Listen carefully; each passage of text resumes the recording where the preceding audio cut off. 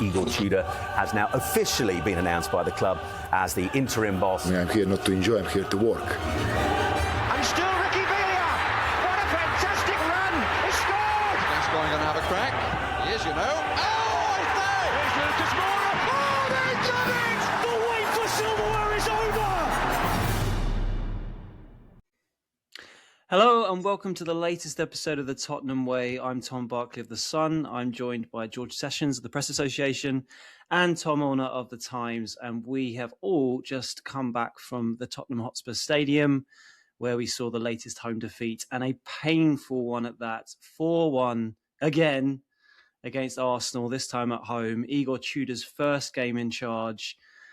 Maybe it started off not too bad. In the end, it proved to be quite a disaster and really helped, obviously, Arsenal in their title charge. But let's be honest, whilst that does matter to a lot of Spurs fans, for obvious reasons, the more pressing issue is that this put extra pressure on the team in their fight against relegation, which feels a very, very genuine and real threat right now.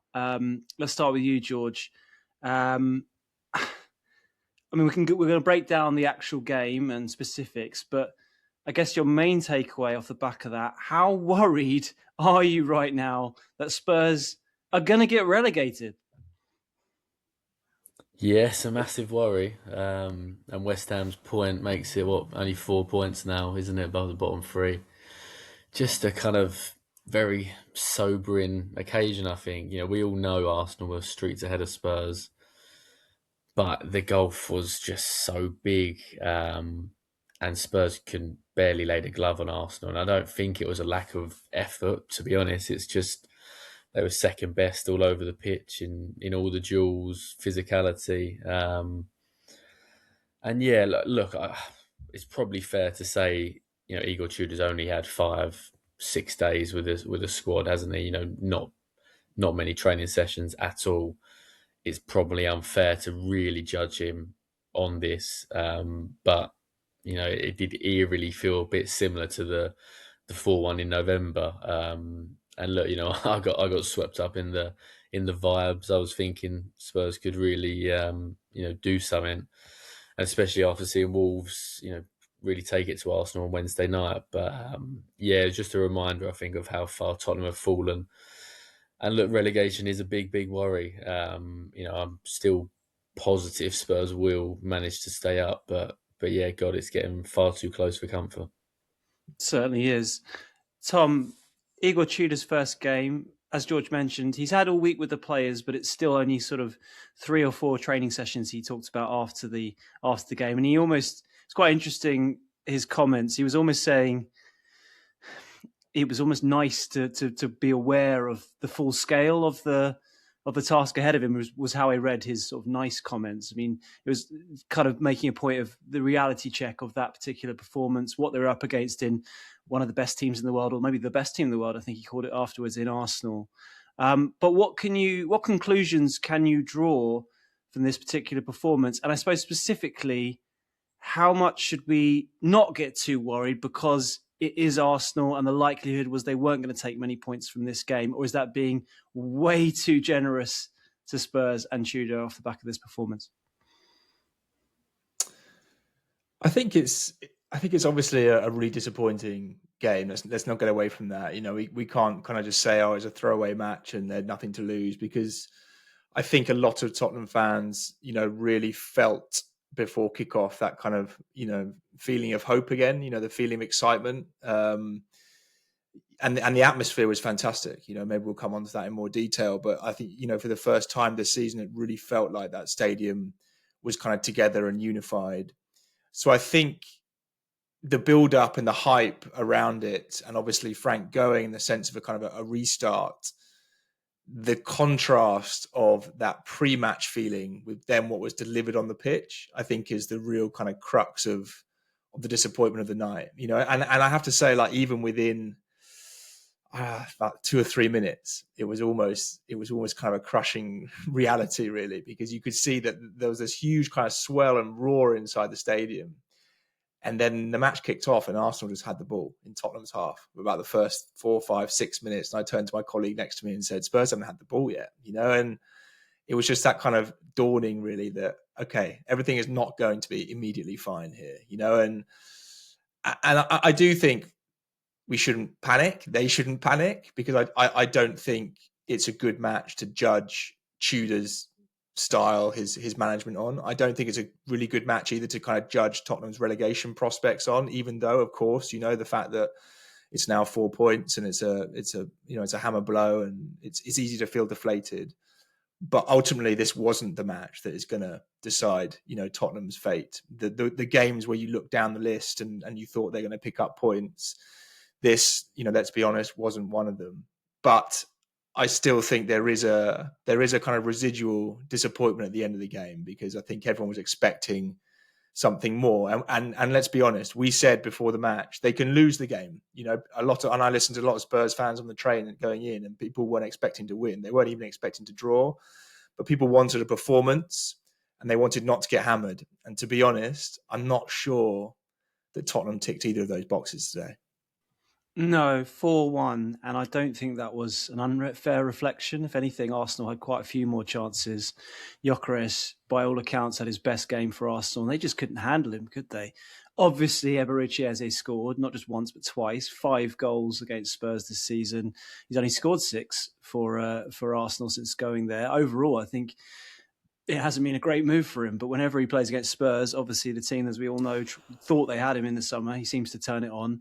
And I heard a stat that his goal, the first goal he scored, was his first shot on target for Arsenal since scoring the hat-trick against Spurs back in November, which, if that's correct, that really underlines the point I just made. I think what worried me most, and what would presumably worry Igor Tudor as a former centre-back, at the top level Juventus, was some of the manner of defending, George. Each goal, you could break down all 4 goals and there were individual errors. The way Pape Matar Sarr got roasted by Bukayo Saka in the lead up to Eze's first. What's the second goal? Gyökeres, the space he's afforded with that ball in from Timber just outside the box to pick his spot. Maybe Vicario could do better with the save, but Gyökeres had all the space in the world. For a player who's not exactly sky high in confidence, that was an absolute gimme for him. The third goal, Eze, it's just an absolute litter of cock-ups, isn't it? Dragazin has a very weak header and then is beaten by, I think it was Gyökeres, in the following action. Ball goes through to Saka. And then even Paulina seems to sort of step on the ball and it drops to Eze's feet. And the man of the last goal, it's a lovely team goal if you're an Arsenal fan with a sort of flowing mood. But first of all, Spence loses it out wide quite easily. And then the way that Gyökeres, actually, I don't really blame Archie Gray against Gyökeres as he's powering through on goals, sky high in confidence. I think he would always struggle in that position. And it's a lovely finish from Gyökeres. But the way Arsenal cut through Tottenham like butter at times today it sets the alarm bells ringing, because not only do we know it's very difficult to turn around form when you keep losing, and it's obviously 9 league games now without a win, but they just ship in goals for fun at the moment. It's the 7th game in a row, George, and I'll come to a question in a second, that they've conceded 2 goals or more in the league. That's how, I suppose that's where to start. How does Tudor possibly, where does he begin to arrest that particular slide from a defensive point of view? Yeah, it's a terrible record. I think I actually said that to Thomas Frank before the Newcastle game about, the last 6 games, or 6 of the last 7, you can see 2 goals or more.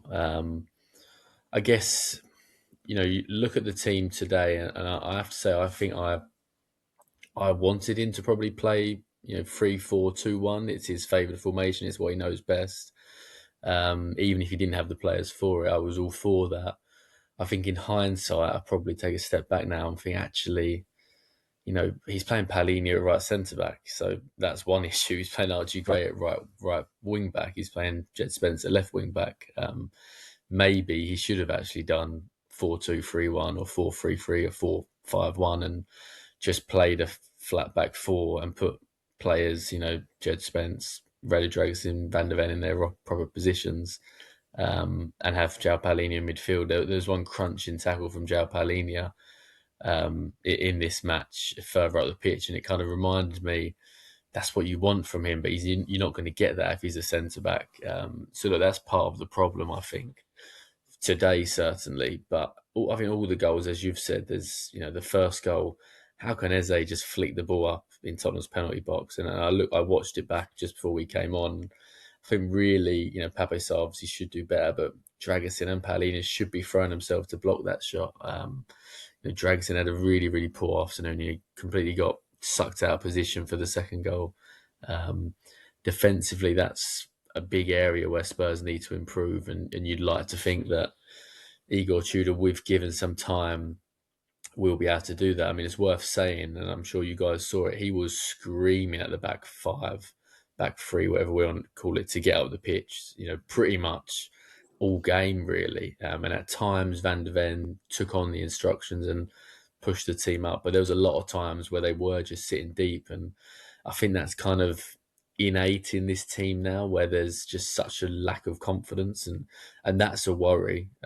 Obviously, that the confidence is so low, the morale is so low. I guess what we do have to all say is Tottenham are not going to face a team anywhere near Arsenal's level now for the next 11 games in the Premier League. That's a positive, first of all. And going on the other side, I mean, there was some moments going forward, not many, but Kmani obviously got a goal. Had a second goal disallowed as well. Richarlison has that flick at the end, which if that goes in for 3-2, maybe it's a grandstand finale. So there were some moments going the other way, and I guess that's what gives me some comfort. Is I think there is, as much as Spurs have conceded a lot of goals, they've actually scored a fair amount of goals over the last few months. Solanke got 2 against Man City, didn't he? You had a 2-2 draw at Burnley, so that there is goals in this team. And as sad as it is to stay, you stay up by scoring goals, and that's what Igor Tudor surely has to sort out the defence. But actually, Tottenham have got to start scoring goals, and you'd like to think with Solanke, with Kmani, with Xavi, with Richarlison, there is enough goals to stay up. But as I say, after this kind of occasion, it's hard to be too positive. Yeah, I was going to talk about the attack in a minute, but just want to take Tom back to something you were saying earlier about Igor Tudor and how he was on a touchline, because we could see from our vantage point, sort of watching him throughout, and there's lots of videos online already about his sort of mannerisms in the dugout. He's very gesticulates a lot, doesn't he? He was constantly telling Van de Ven to get up the pitch. When he wasn't getting what he wanted, he'd sort of quite theatrically gesticulate and sort of, oh, come on, guys. It was quite obvious from his body language what he wanted. I think he had to be talked to by Sam Barrett, the fourth official, to stay within his technical area at one point, even though obviously Arteta had the same thing. I feel like after Ange, where you rarely, he was often criticised, particularly by Marcus, for not being sort of visible enough, doing enough, on the touchline. Then you had Thomas Frank, who was always there, chewing lots and lots of chewing gum. We've now got a manager who's going to probably provide quite a few sort of touchline moments, would you say, Tom, in this what might well be a brief tenure at Spurs?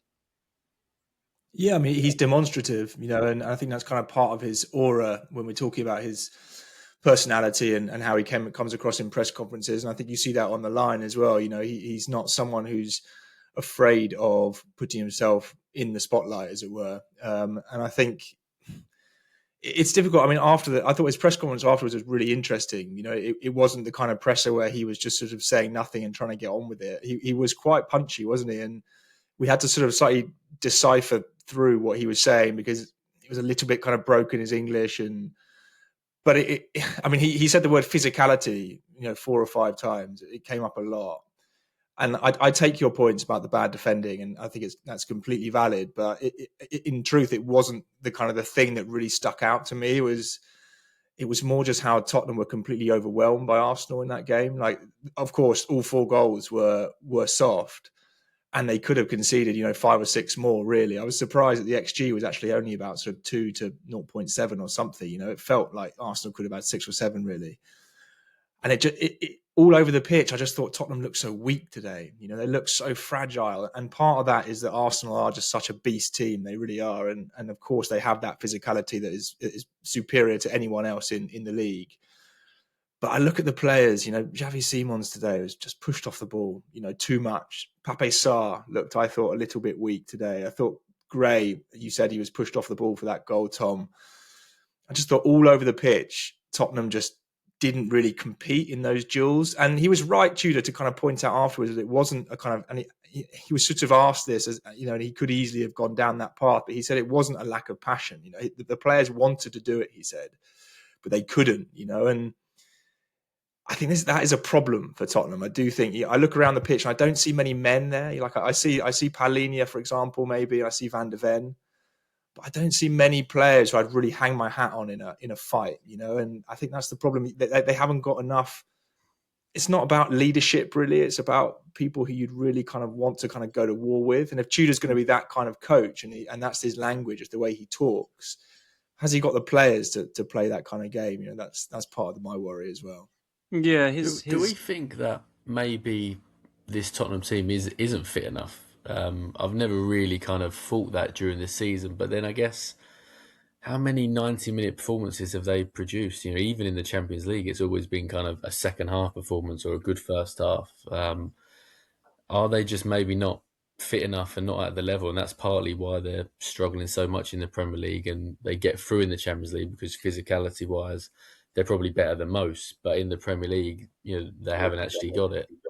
Well, two things. It's an interesting point, isn't it? Because under Ange, obviously, you know, the whole idea was that, you know, this team was sprinting more than anyone else in the league, and that was only, I don't know. I mean, can we say a year ago? Maybe a year ago, maybe not. Maybe 2 years ago. Let's say when the Ange team was still kind of functioning and playing that kind of football.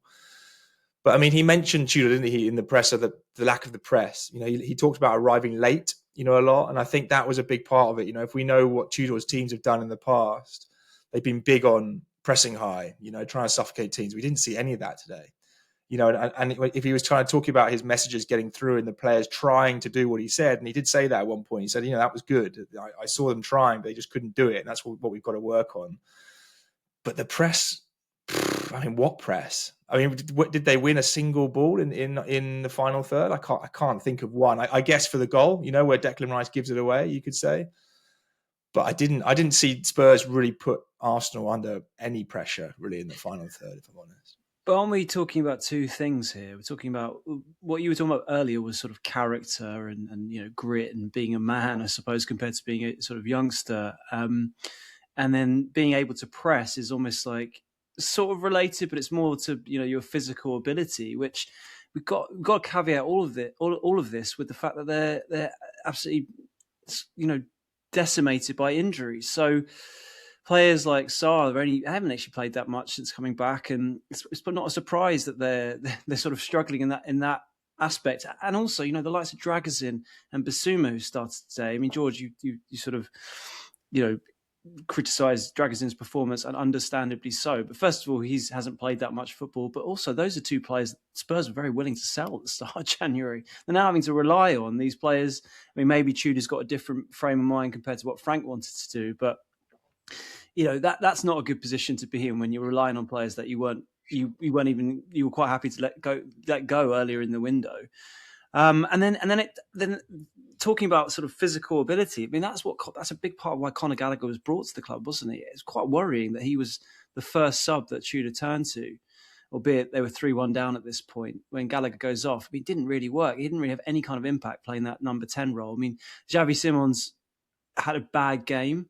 Once again, I thought he was done with this, but his carelessness on the ball for someone so talented as a playmaker. I mean, that ball across the pitch, which he went straight to Trossard, who ended up smashing into Rose and didn't make the most of it. But it's like, we saw it in the first few games. I remember being critical of it then for someone who's supposed to be a technician. How is he doing it now? I don't know.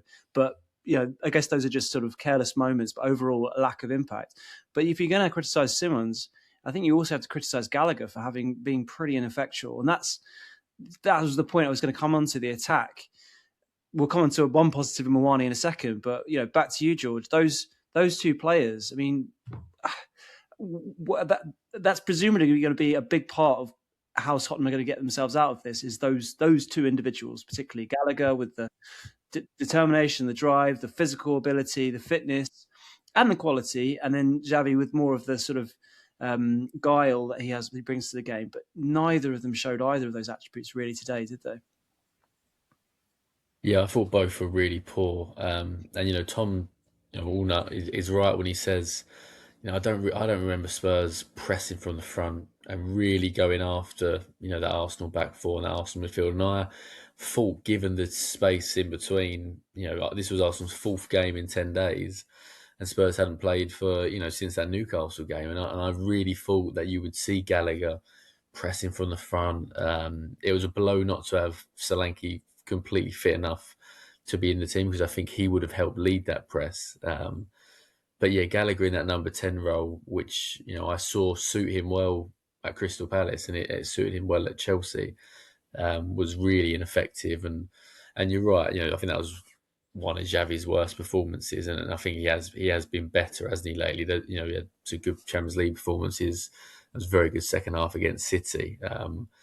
But yeah, that pass early on seemed to knock his confidence. He had one or two moments early in the second half, and then he faded. And I guess it kind of goes back to the system. They do know this system because they played it a little bit towards the end under Frank, but maybe there just isn't. They just haven't had enough time to really work on the patterns of play and where and how the press should work and how the different positions that people should be in. And they've got a whole week now, haven't they, until Fulham. Then they have Crystal Palace the following Thursday, so not a whole week. And then again, they've got another whole week for the Champions League game, the first leg of the last 16. So there is a little bit of time here for Igor Tudor to get on the training ground, to really drill home what he wants from the players, and hopefully you will see more. And I guess if there is any positive, it was always going to be hard for him to get a real kind of instant impact into this team because he's had so little time with the training ground. So you might as well play the hardest team in his first game and then hope that the team looks a lot better when you've got Palace at home coming and when you've got Forest coming at home in March, because we'll probably come on to the fixtures, but they're the real key games. And Spurs have just got to find a way of remembering how to win. They've just got to win a game in the Premier League soon, because we talk about relegation and it feeling close, but let's be honest, this team has won 2 Premier League games in 4 months. They didn't win a Premier League game in November. They didn't win a Premier League game in January. They've now not won one in February. So they've been sleepwalking into this situation for a long, long time. And now it is kind of a matter of probably 3 wins will be enough. But they've just got to remember how to win. And that's what they've just got. They've got to do that at some stage over this next few weeks. And once they get one win, you'd like to think that the confidence will flow and then it won't be so doomsday. But at the minute, it's hard to see where that's coming from, because the confidence and the kind of structure and nothing seems to be working. What I will say about Xavi Simons is that I think he wanted the ball. He did kind of want to get the team up the pitch, because ultimately, and it's a really basic thing, but Spurs just could not move the ball up the pitch today. Like, if I have one kind of image on repeat of this game, it was a white shirt wrestling with an Arsenal shirt in their own corner, trying to get the ball up into the midfield and then to move the team up. Like, they just could not escape the Arsenal press. They were just completely suffocated the whole game. And there was no one in midfield who had the ability to go and get the ball in a tight space and to turn out and to switch the ball and to open up the pitch. And in that sense, I think Gallagher was really exposed. It was the kind of game where everything we know about Gallagher that he wasn't brought to Tottenham for, I thought was exposed. I mean, I looked after about 20 minutes and Gallagher had 4 touches, and you sort of thought, for a central midfielder in this game, like, that's just not acceptable, really. And Xavi Simons, he made mistakes. I agree with you, Tom, but in a way, that ball where he switched it across and it went straight to Trossard, it was almost because he was kind of coming deep and trying to get the team out of trouble, and in a way, I sort of admire him for that, because at least he kind of was. He was almost overcorrecting, overplaying, like trying to get involved in areas where he shouldn't. And even Solanke, like when Solanke came on in the second half, he wasn't playing as like a kind of a front man. He was basically playing as an attacking midfielder, Solanke. there were basically more and more forwards kind of coming further and further back to sort of try and take responsibility for getting Spurs out of their own defensive third. But what it speaks to is this fundamental problem that Spurs have, where they don't have a connector in midfield. They haven't got enough kind of technical ability at the base of their midfield, which they haven't had now for donkey's years. And against a team like Arsenal, when you're under that much pressure and the press is so good, that is really, really a problem. And I think Basuma, to be fair to him, I think also didn't have a bad game. Like, he was probably one of Tottenham's better players, and he put in some really big challenges. It wasn't a lack of heart, and I kind of agree with Tudor in that. It wasn't a lack of heart; it was a lack of quality. I've been saying this for weeks. Taking Thomas Frank out will not turn this team into a group of elite players. Like, if you think that there were world-class players in there who were hiding because it was Thomas Frank, and that suddenly this team was going to be a top 4 team overnight, today was the performance that was the wake-up call, because it basically said, you know what, this is actually not whether or not you think they're a 16th place team or relegation team, fine, but they're definitely not a top 6 team. And you're still left with these players, who have got major, major problems in key areas of the team. Yeah, I just want to go to an ad break now, but afterwards I want to ask you guys about the interview we did with Johan Lange before this game, because it does feel relevant to these points you're making. So guys, I wanted to ask about Johan Lange. In the lead up to this game, I interviewed the legend that is Les Ferdinand, looking back at 1998 when Spurs, won 6-2, penultimate game of the season at Wimbledon. Les scored in that game. Jurgen Klinsmann famously scored 4 goals. It was the last time Spurs were in such a relegation sort of danger.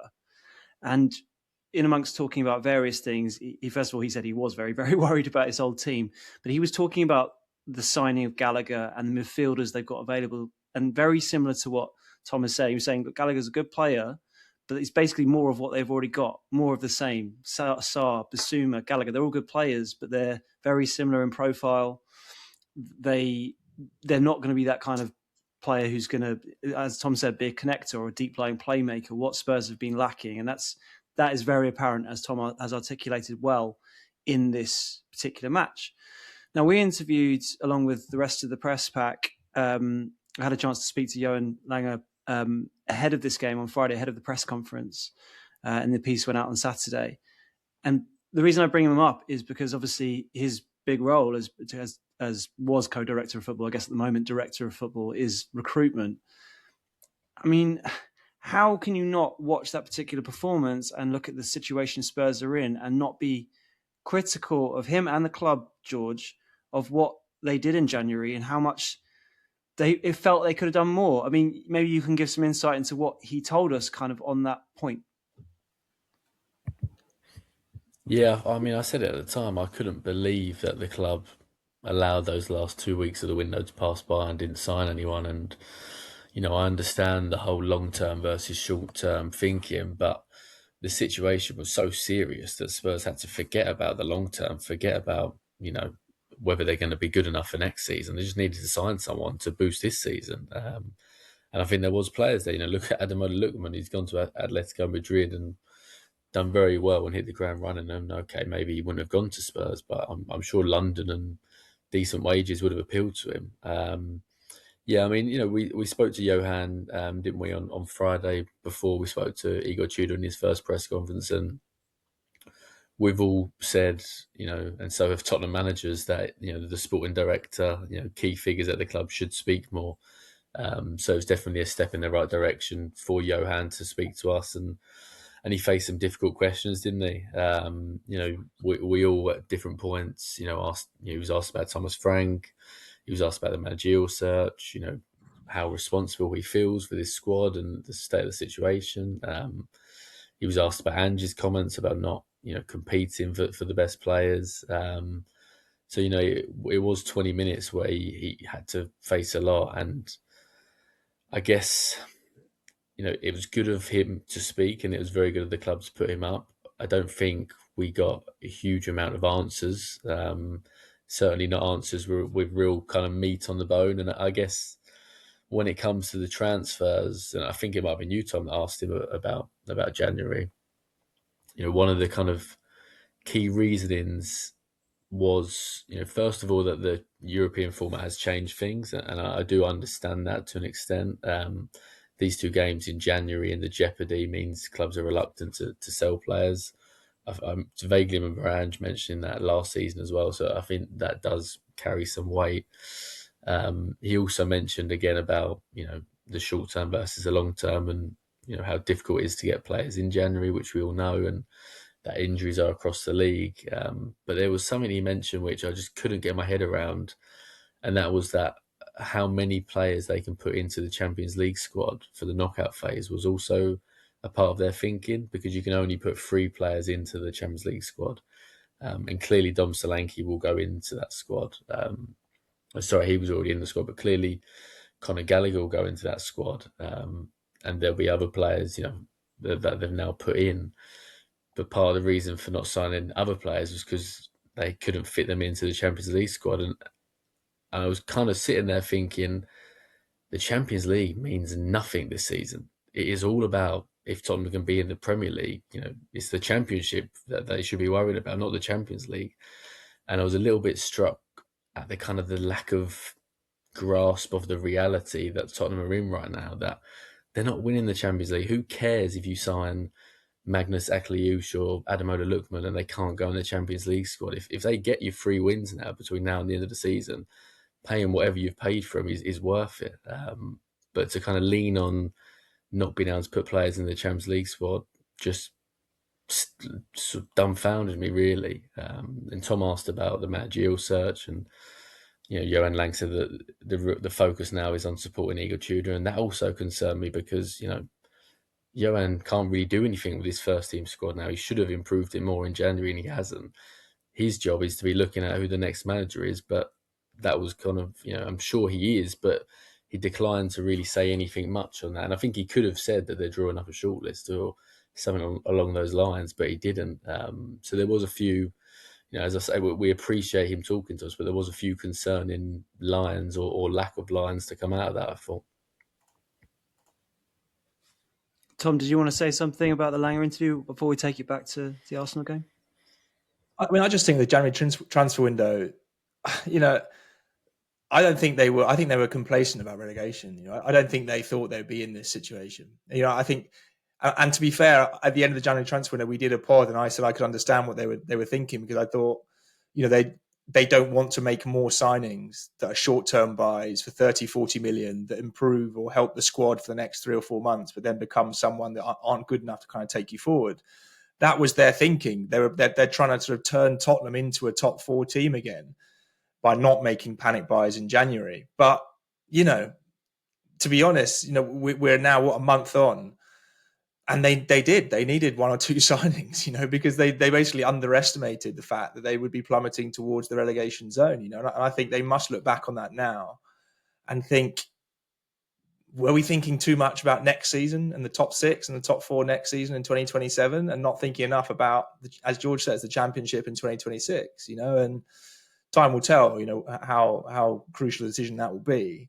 I mean, if you look at the table on January the 31st, Spurs were 14th, and they were 8 points above the bottom 3 with a game in hand, and I think they probably thought they were still in that mode, weren't they, where they kind of thought that Frank was going to turn it around. I think they underestimated it. I do think that.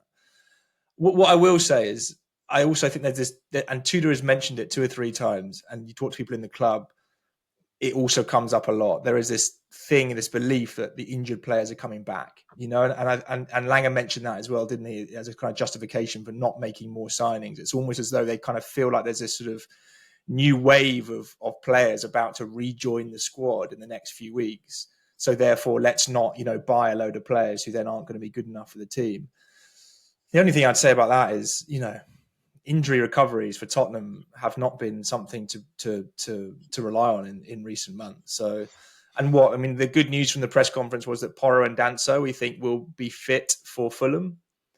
But after that, who are we expecting back? I guess Romero comes back pretty quick from the ban. He then has 1 more game ban, doesn't he? But in terms of sort of game-changing players, particularly going forward, you're putting 2 fingers up. So you've got 2 more games, Romero, Tom. Isn't it but in terms of forward, 2 more games, I think you're right. Yeah, in terms of forward players, Kudus, Bentancur, Bergvall, Madison, Kulusevski, Odegaard, they're all kind of post April kind of time, right? So yeah, I think Igor Tudor had it right with the phrase, this is an emergency situation. That the logic behind not buying players that were going to go against the long-term strategy, like you sort of back, Tom, makes sense in a normal world.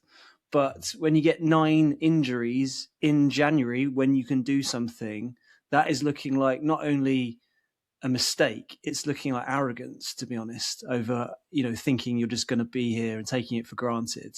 And I sincerely hope they don't get burnt for it, but that's the worry. I mean, take it back to the game, and let's try and do a little bit of positivity quickly before we get into the sort of fear of the next few weeks and relegation. I mean, one positive, George, is Randall Kmani. I mean, we talked about the attack overall not being that great. We've been down on Simmons, and when you saw Dele Alli coming at halftime, you thought, just look back to that great time when he was at his peak years and how they could do with a player like him now. But Mwani's been a player that we've talked a lot during this year. Let's be honest, in the Premier League at least, his loan's been a disaster, hasn't he? He hasn't scored a goal.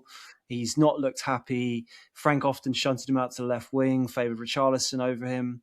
But today he scored his first Premier League goal. He could have had a second. It's a funny one, George. I want to ask you about his performance overall, but also about the one sort of contentious issue, I suppose, was the goal that was disallowed. Watching it in real time, I just presumed that would be a foul. It was a weird one where you saw the replay slowed down, and kind of the sort of opposite of when you see those slowed down tackles that are high up on the leg and look always worse in the slowed down version. It looked a lot softer that as being a foul when it was slowed down, but in real time I thought that's definitely a foul. But I can see why all the fans might be raging watching the replay, thinking that's never a foul, and obviously pointing towards the Ekitike on Romero in the Liverpool game however many weeks ago. What did you make of that particular incident, George, and the impact of Mwani overall? Yeah, the Romero Ekitike incident is the reason why fans are so frustrated, because it is just a lack of consistency. I mean, they're pretty much the exact same, aren't they? It's a weak push. The centre back probably should be stronger and not go down, but both of them have gone down, and one's penalised and the other one's not. It might have made a difference because it was a quick response to another Arsenal goal, but unfortunately Spurs didn't get the rub of the green there. Look, Kmani is a positive because that was his first Premier League goal and his 19th appearance in the Premier League. So boy, did he need that, and he did do fairly well in the end under Igor Tudor. He didn't actually start off too well under him at Juventus, but came into the team towards the end of last season and scored 3 goals, I think it was, under Igor Tudor. So hopefully he can get on a run now, and he took the second goal well, and he does seem, thinking about those goals he scored against PSG, once he gets one goal, he seemed alive, and he was up for it. And the goal itself was a brilliant goal, robbing the ball off of Declan Rice and smashing it in, and you just hope that he can get on a run now. I guess the only thing I would say is it's just working out how to fit some of these. Spurs have only got 13, 10 plus 3 senior outfield players fit, and a lot of them are forwards, aren't they? Solanke, Tel and Kmani. It's just kind of working out where the puzzle pieces go and how you get the best out of them. And I've always felt with Kmani, he looks so much better when he's playing down the middle. You stick him out wide and he just doesn't seem motivated, doesn't seem the same player. And he played sort of down the middle late on, and Dominic Solanke was playing as the number 10, as Tom sort of highlighted earlier, and that didn't really feel like it was. I know Dom sort of started his career, I think, as a number 10, but I think he's much better higher up the pitch. So it's, maybe 3-5-2 rather than the 3-4-2-1 might work best, actually. But it's just working out how you get those attacking players in the right positions. But hopefully for Kmani, and I feel like we've said this a few times, we said it after PSG, and we said it after, was it Frankfurt when he scored, he can go on a run. But it was a good finish, and that is something that you can sort of hang your hat on today.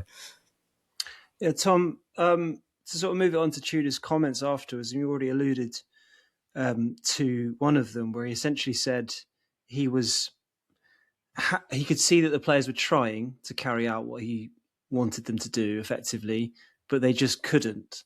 And to take it back to what you were saying earlier about the lack of press,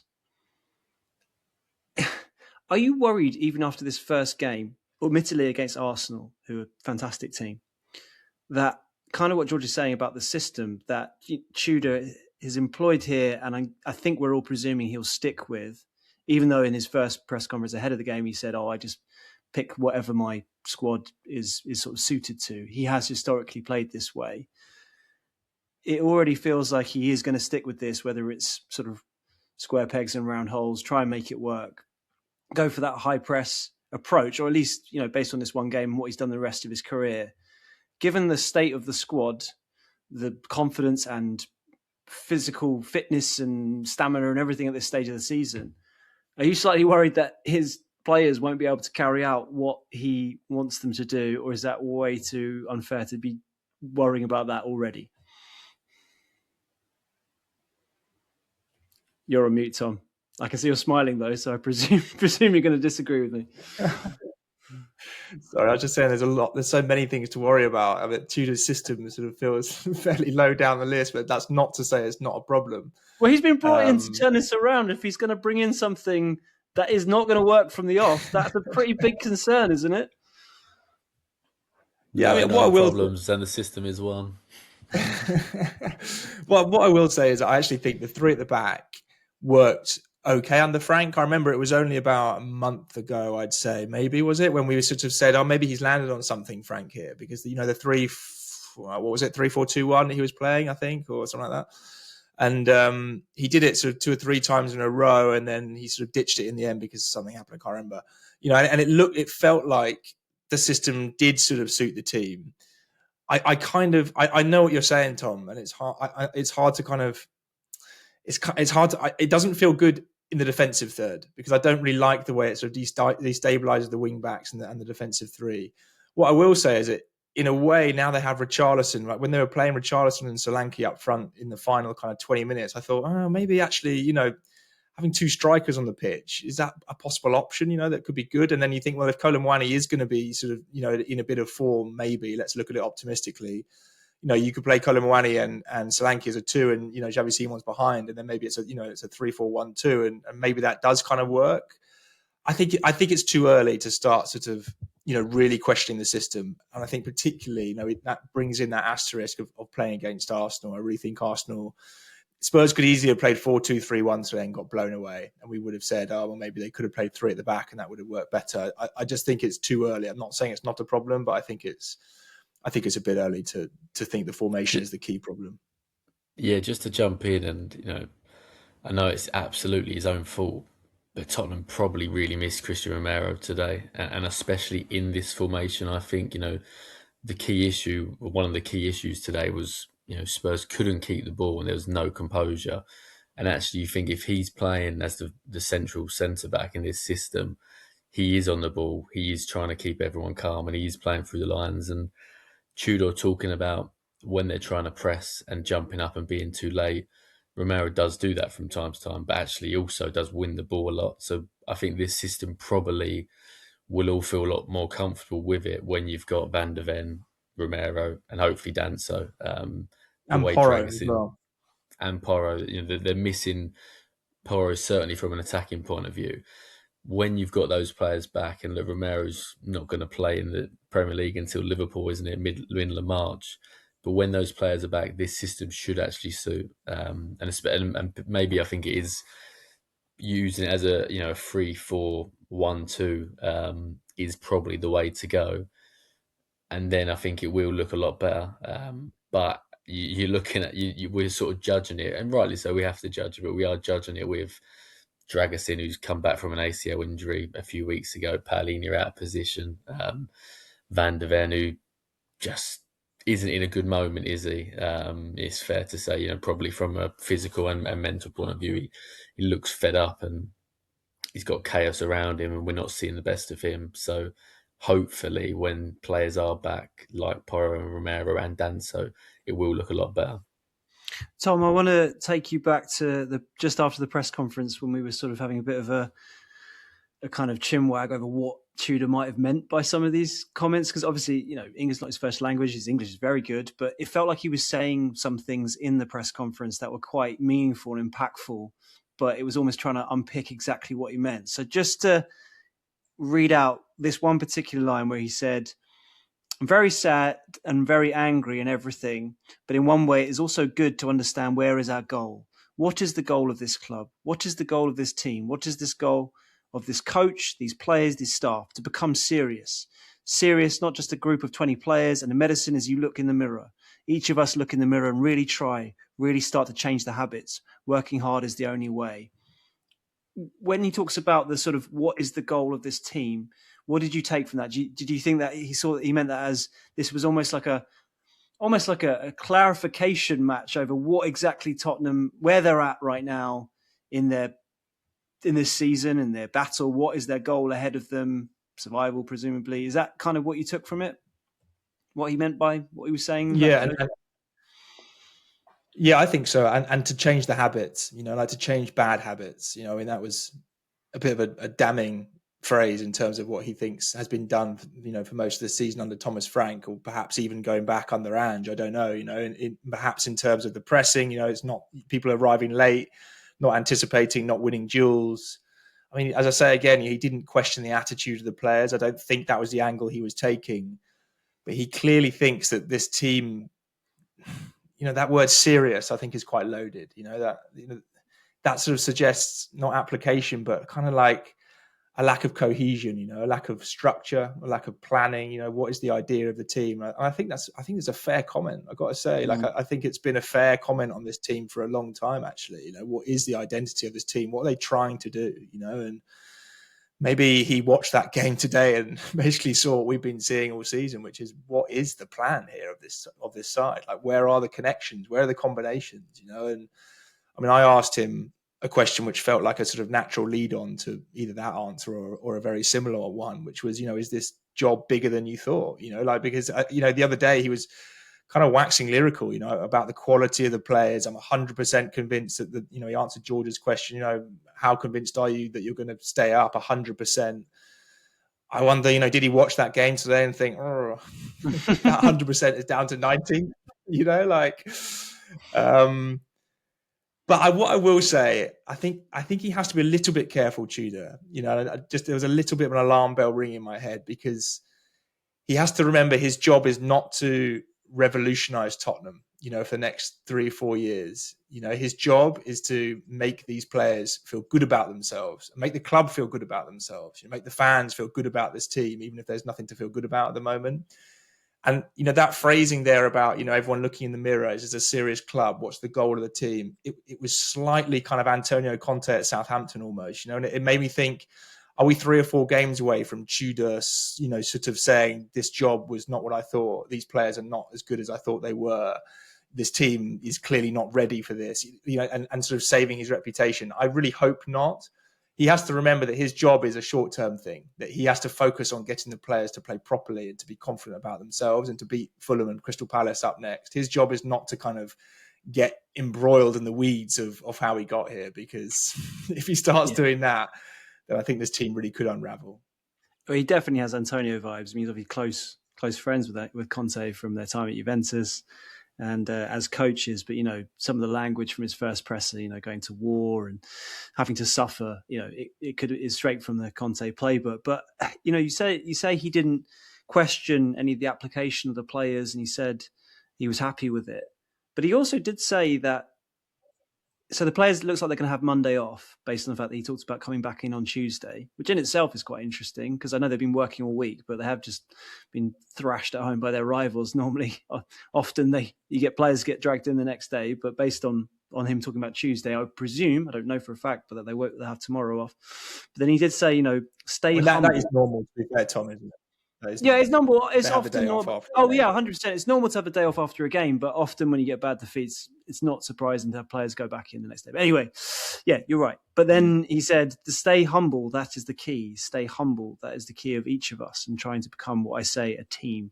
So, again, he wasn't criticising the effort the players had. But it was interesting, this phrase about being humble and the seriousness, all this kind of stuff. To move it on to something else he said, and to sort of, I guess, move towards wrapping up the pod on the note of the severity of the situation, George. He was asked, you got 11 games left in the Premier League. Is there enough time to make the changes that you want? He said, of course, there's enough time. And he made the point of Arsenal and Tottenham at this particular point being in totally different worlds, which I think is fair, as much as it hurts Spurs fans to hear that. But counter to him saying there's more than enough time, you've got an absolutely injury-decimated squad. You've got a team that haven't won in 9 games. You've got a team that have conceded 2 or more in the last 7 games. You've got a squad, many argue either aren't good enough or don't have the experience and the fight of a relegation battle. I suppose it's counter to Tudor's sort of positivity, which he has to be. What gives you hope, I suppose, George, that they can dig themselves out of this? Not much after that, Tom. God. Sorry to be a doom-monger. No, to be honest, let's finish on a positive. And the fans were absolutely brilliant today. It has to be said. I think around 85 minutes they started to leave, and I couldn't really begrudge them. But I think that's the loudest I've heard that stadium since the Bodo semi-final last year. And maybe you could even go back to the Arsenal game under Conte in 2022. And even though we didn't get the result and maybe even the performance, there was that real unity and that unified power in the stadium. And Van der Ven slid in to intercept a pass after sort of 30 seconds, and the noise was sort of thunderous. And as cliche as it sounds, I think Tottenham just sort of need to take a leaf out of Everton's book now. How many times were Everton terrible at Goodison Park at the start of the season, first half of the season, in January and February? And then it got to April, it got to May, and that place was just like going to Galatasaray, like going to Marseille. Opposition would be whistled, it'd be every single touch would be booed. It would be like you'd walked into the most ferocious atmosphere. And maybe the team don't deserve it, maybe the club don't deserve it, but the Tottenham fans treating these next 5 home games, the Palace one coming up, the Forest one coming up, in the same manner will make a difference. It didn't make a difference today because Arsenal are so good, but I genuinely think if the fans treat all these games like they treated this one today, and they are there as the 12th man, it will help Spurs get over the line, whether that's a draw, whether that's a win, because that stadium is meant to be that loud. And unfortunately, for such a long time, the football they've been served has been atrocious and the results have been terrible. But when it is rocking like that, it's a brilliant place to be. And the noise after Kmani scored was tremendous. And you sort of wonder what would have happened if Richarlison's flick had gone in. But I think that does give me hope. And, there isn't, everyone just needs to be unified and just have one singular focus on keeping Tottenham up now. This isn't the time for Enoch out chance. No one needs to worry about Thomas Frank now that he's gone. No one needs to really worry about trying to get Igor Tudor out. You just need to get behind this team now for the next 2-3 months and worry about the state of the club again in the summer. But the way it was today, I think if it can be like that for that Palace game, for the Forest game coming up, Spurs will win one of those games. I honestly do believe that. And look, I wasn't in the press conference. I was in the mix zone, so I watched all the Tottenham players go past, and they didn't speak to us, which completely understandable after a 4-1 defeat. And I have to say, they all looked absolutely gutted and dejected. So we all have a lot of feelings about this squad and these players, but certainly looking at some of those guys walking through, they do care that they are hurting right now. And as we've all said, they're missing 10, 11 players for injury and suspension. So it is just a time to get behind them, and hopefully, like we always saw with Everton, when they had that brilliant win against Crystal Palace on the final day, and I remember them beating Bournemouth, I think it was, Spurs' fans will get them over the line. Whether they deserve it or not, this team, I don't know, but certainly the club and some of the key figures at the club and the way they've kind of completely just taken their eye off the ball this season. But I honestly think that'll make a difference, and that's what they've got to do for this Palace and Forest games coming up. Make it a cauldron of noise like it was today. Tom, I was going to come back at George with the fact that they've won 4 home Premier League games since November 2024, when they last beat Villa 4-1, which is an unbelievable stat. But he's George, always half glass full. That's a great way to finish it. Is there anything you want to add, Tom? But only caveat the fact, if it's going to bring us all down again, then maybe just hold your peace. I feel like, to be honest, I'm in your arrogant brigade, Tom. Back in January, I was saying that they don't need to sign anyone; they'll be fine. So, if anything, I've been massively overly optimistic. I think George makes a good point. I think I was going to make the same one. That, in my opinion, probably the biggest positive of the game today was the atmosphere pre-kickoff. Like the kind of that noise and that unity. I think from the supporters can get Tottenham a long way. Not in these kind of games against Arsenal, but I still think it can get them the points that they need in some of the games coming up. And I think if there are 2 other things, I think that along with the fans, that still make me fairly confident that Spurs are going to be fine, which is that they have injured players coming back. They do, and I think whatever they told Tudor about when he arrived about the squad, he seems pretty confident he's getting players back soon. So this team is going to get better. And I still come back to the fixtures. If you look at West Ham's fixtures, Forest fixtures, and Tottenham's fixtures, and you look at them side by side, Spurs have got 4 or 5 really winnable games. Palace, Forest, Brighton, and Leeds all at home, and then they've got Wolves away. Those are games that Tottenham should look at and think they can get 3 or 4 wins in that run. And I know that's the asterisk you've said, Tom, about the lack of wins in this year, going back further than that. That is all, of course, true. But I think under a new manager and with the fans behind them, they should be able to get the points they need. Because in truth, Forest and West Ham both have quite difficult run-ins. So it's gonna. If Spurs don't get the points they need from the games that they've got left, in truth, they deserve to go down. That's the brutal truth of it, because they've got the games in their hand where they can get the points they need. Well, it wasn't quite sort of Coity levels of optimism there, Tom, or even George there, but I suppose we'll take it. Look, it's been a difficult day for Spurs, difficult day for Igor Tudor.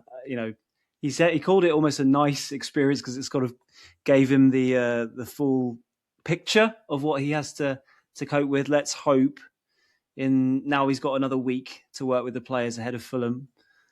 Tom, you want to come back in? Come on, you tell me. What do you want to say? I just want to say, guys, before Tom wraps up, please do. If you're still here after 55 minutes, then you really are in our core group of supporters. If you've stuck through this pod all the way to the end, then you are very much in our core group. So please do announce yourself as a core member by subscribing and liking, and definitely do send us any questions as well, because we're doing a Q&A, I think, this week. So the Tottenham Way pod @gmail.com. We definitely should have done this plug earlier in the pod before lots of people checked out, but here it is. So if you're still here, please do all the clicking that's required. Go ahead. Yeah, Tom. Please send us in as many topics. I'm sure there's lots and lots to get through. But anyway, on that note, until we speak to you next time, a difficult day for Spurs, but let's end on some positivity. Randall Kmani's got his first Premier League goal.